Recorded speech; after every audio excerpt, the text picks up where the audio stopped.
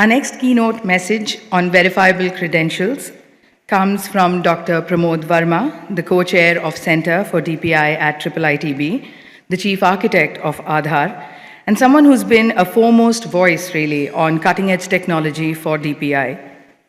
He's unable to join us physically here today, but in his video that we're going to be watching, we will hear Dr. Varma talk about verifiable credentials and the immense possibilities for VCs in delivering benefits.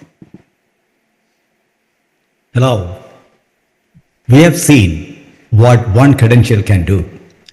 In India, a digital ID unlocked 300 million zero-balance bank accounts in just 3 years. In Morocco, farmers bypass brokers and access subsidies directly.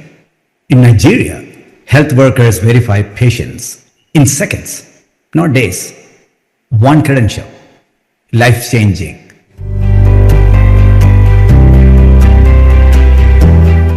Identity is just one type of credential. It's just the beginning. But every day, people need to prove who they are, what they do, what they know, where they work, what they own, what they earn, and so on and so on. And the cost of making those claims are enormous, not only for the individual, but also for the provider. The provider needs to capture this data repeatedly, a lot of times digitize them, verify them all over again, where you work, what you earn, what you know. Each of those claims need to be verified before they can provide a service, a product or a service.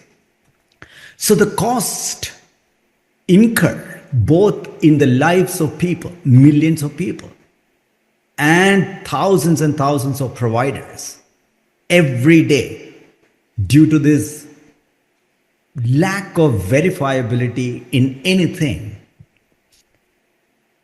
and is very, very high, what I call the cost of trust. But here is the insight. Credentials compound and one unlocks another. A verifiable skill, a proof of skill, gets you a job faster, cheaper. The job credential, if you have a credential to prove where you work, it gets you an income. And the income, proof of income, possibly gets you a credit from a bank. And so on. The flywheel kicks in. And every time a credential is issued or accepted, the next set of processes get faster, cheaper, simpler. And the flywheel effect of this are compounding.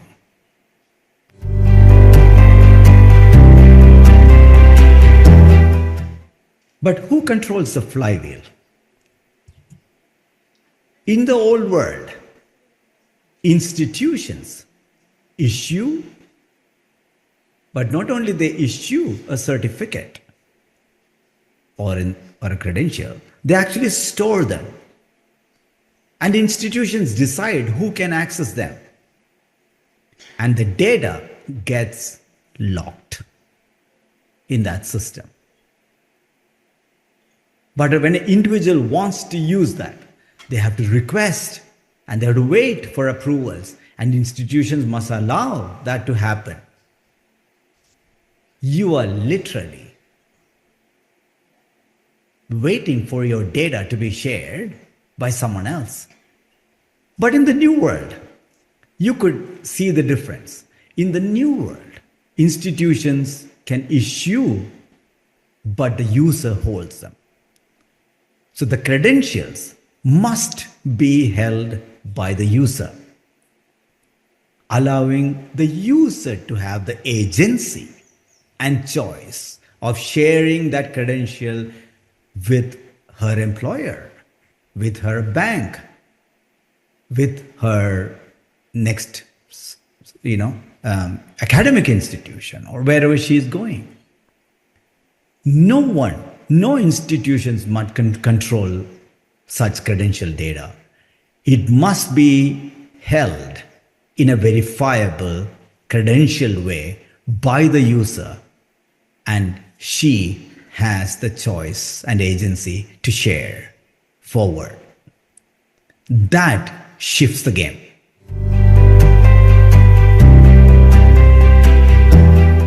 Today, institutions know a lot about us.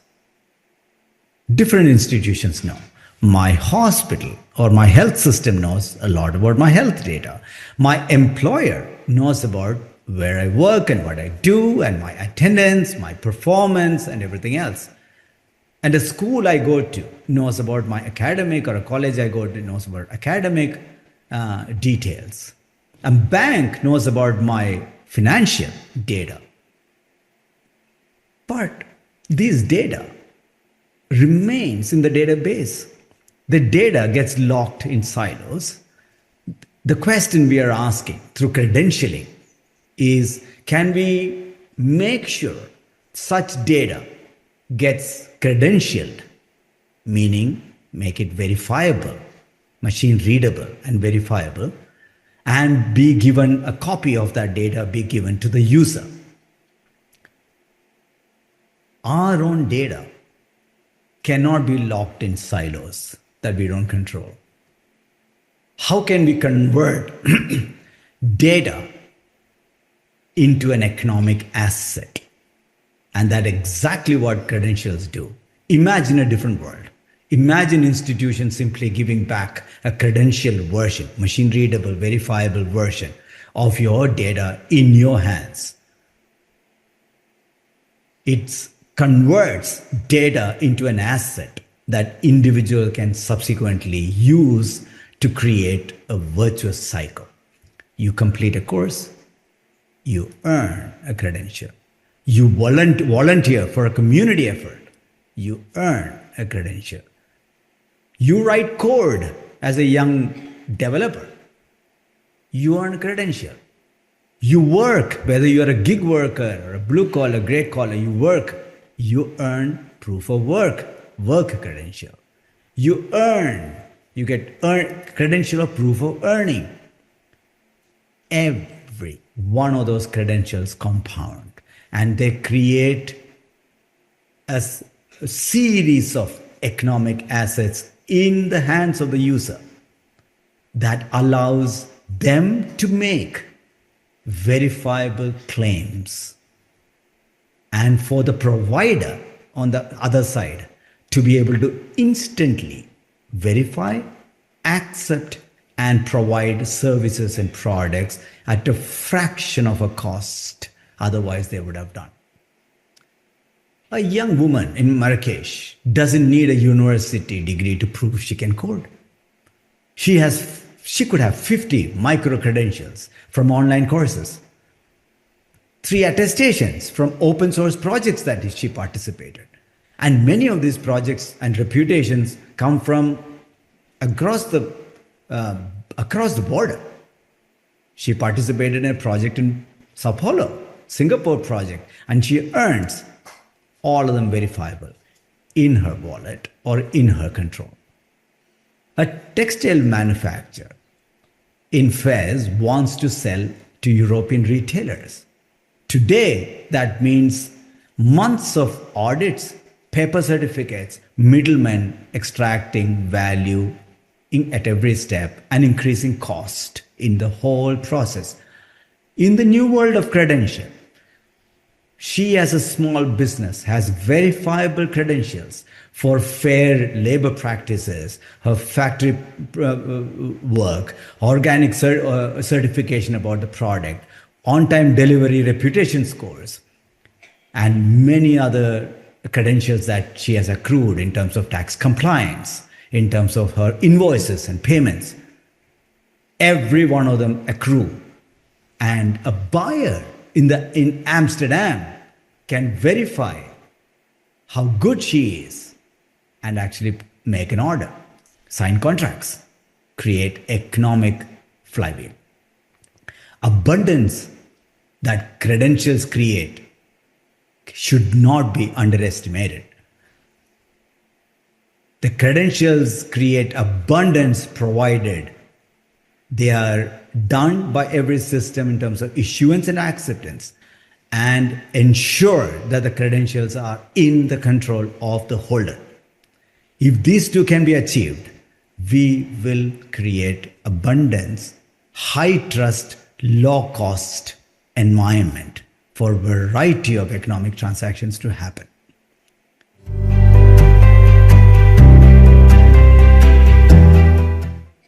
This isn't a distant future. It's already happening. In September 2026, 450 million Europeans will receive digital identity in their wallets.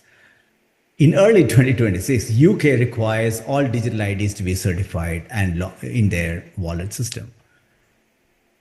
India already has a wallet system called DigiLocker that has 580 million users with nearly 8 billion plus credentials, verifiable credentials across work, education, driver's license, government certificates, and so on.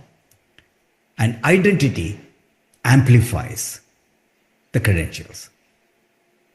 And identity credentials itself grew from 2.8 billion to 6.2 billion. And it will grow from 2030.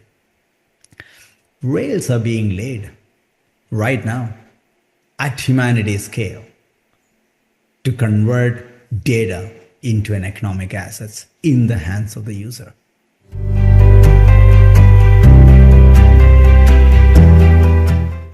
So what's the future?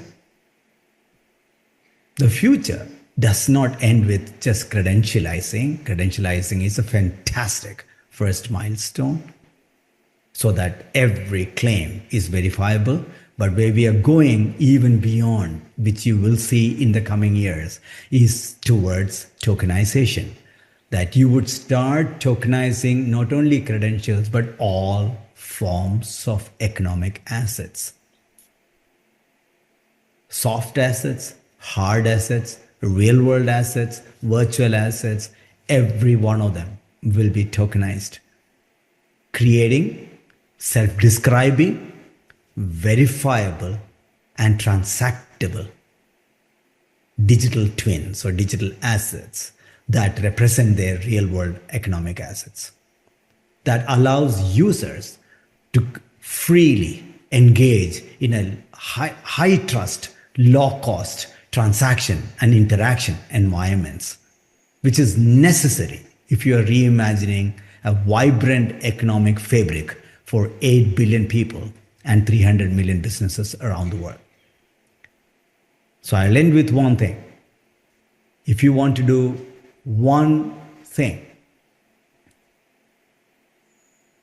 you must ensure that you go back and make a promise that your system will issue every certificate or receipt or documents in a verifiable form back to your users. And second, in your workflows, you will start accepting credentials whenever available in addition to your current paper processes and other processes. So if you can be an issuer and an acceptor of credentials for your work, don't ask what others can do, but ask what you can do. And that's exactly what you can do. Everyone in this room is powering this vision and must power this vision.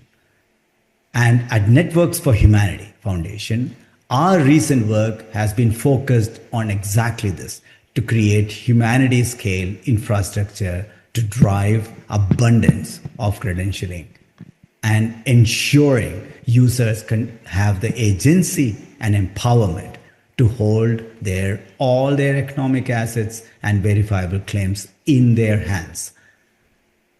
There are a few tools that we have launched, such as decentralized directories, dd.global, DEDI.global, a public registry infrastructure, free to use for all of you to accelerate your credentialing journey. We have also launched OpenCred.io, which allows exceptionally simple mechanism to get started on verifiable credentials. If you don't know anything else, and if you have a spreadsheet of people who want to issue certificate against, you can start using OpenCred. But you could also use many other tools in the industry. You could build your own, you could get great tools to credentialize your data for your users. Here at MOSIP Connect, with the colleagues from over 30 countries, we are not just talking about the future, we are building it together. All the best.